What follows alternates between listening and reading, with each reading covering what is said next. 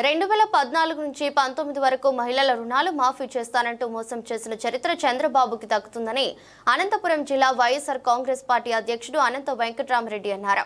జిల్లా వైసీపీ కార్యాలయంలో అంతర్జాతీయ మహిళా దినోత్సవ వేడుకలు ఘనంగా జరిగాయి. ఈ సందర్భంగా మాట్లాడుతూ జగన్మోహన్ రెడ్డి ప్రభుత్వంలో నేరుగా మహిళల ఖాతాల్లోకి 1,55,000 కోట్ల రూపాయలు జమ చేశారన్నారు.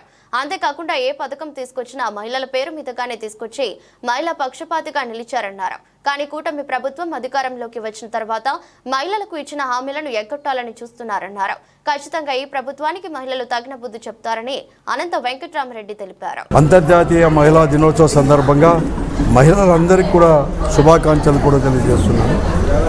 అత్యంత దినం ఈ దినం మహిళలు లేకపోతే సృష్టి లేదు. మహిళలకు అత్యంతగా కూడా గౌరవ మర్యాదలు ఇవ్వాల్సిన అవసరం కూడా ఈరోజు కూడా ఉంది. సమాజంలో వారి యొక్క బాధ్యత అనేది కూడా ఎవరు కానీ చేయలేని బాధ్యత వారు నిర్వర్తిస్తున్నారు. ఈరోజు సమాజంలో ప్రపంచమంతా కూడా ఈరోజు మరీ ముఖ్యంగా కూడా ప్రభుత్వం ఈరోజు మహిళలు ఓ రకంగా పురుషులు ఓ రకంగా నుంచి ఎప్పటి నుంచో అనాది నుంచి కూడా ఒకంగా వస్తుంటే పురుషుల యొక్క ఆధిపత్యం వస్తుంటే అందరూ సమానమని, ముఖ్యంగా ప్రజాస్వామ్య దేశాల్లో ప్రతి ఒక్కరు సమానమని, వారికి సమానమైన బాధ్యతలతో పాటు కూడా అన్ని కూడా హక్కులు కూడా ఇవ్వడం కూడా జరిగింది చట్టపరంగా కూడా.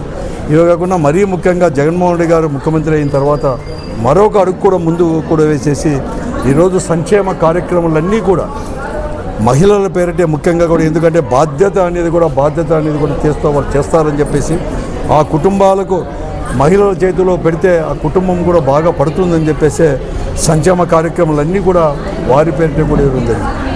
దాదాపుగా 5 సంవత్సరాలు జగన్మోహన్ రెడ్డి గారు ముఖ్యమంత్రిగా ఉన్నప్పుడు 1,85,500 కోట్లకు పైబడి కూడా నేరుగా వారి అకౌంట్లో మహిళ యొక్క అకౌంట్లోనే వేసిన ఘనత కూడా జగన్మోహన్ రెడ్డి గారి యొక్క ప్రభుత్వానికి 5 సంవత్సరాలకు కూడా దక్కుతుంది. ఇదే కాకుండా వారికి ఏదైతే ఇచ్చామో మహిళలకు డ్వాక్రా సంఘాలు ఇచ్చేసామో గతంలో 2014 నుంచి 19 వరకు కూడా ఇచ్చిన రుణాలన్నీ కూడా రద్దు చేస్తామని గత ప్రభుత్వం చంద్రబాబు నాయుడు తెలుగుదేశం పార్టీ కూటమి ప్రభుత్వం చెప్తే అవి నెరవేర్చకపోతే ఆ అప్పులన్నీ కూడా 2019 మార్చి 30 తేదీకి ఎన్ని అప్పులుంటే అన్ని అప్పులు కూడా 4 విడతల్లో ఇస్తామని చెప్పేసి దాదాపుగా 23,000 కోట్ల రూపాయలు కూడా ఇచ్చిన ఘనత కూడా జగన్మోహన్ గారి యొక్క ప్రభుత్వాందే. అలాగే సున్నా వడ్డీలు కూడా ఒకప్పుడు పావలా వడ్డీ ఉంటే వారందరూ తీసుకునే డ్వాక్రా సంఘాల రుణాలకి వడ్డీ లేని రుణాలు ఇస్తామని చెప్పేసి వడ్డీ అంతా కూడా బ్యాంకులకు కూడా పూర్తిగా కూడా జగన్మోహన్ గారి ప్రభుత్వం కూడా చేస్తుంది. కానీ ఈరోజు 2024లో వచ్చిన కూటమి ప్రభుత్వం చంద్రబాబు నాయుడు గారి నాయకత్వంలోని కూటమి ప్రభుత్వం సున్నా వడ్డీకి తిలోదకాలు ఇచ్చేసింది.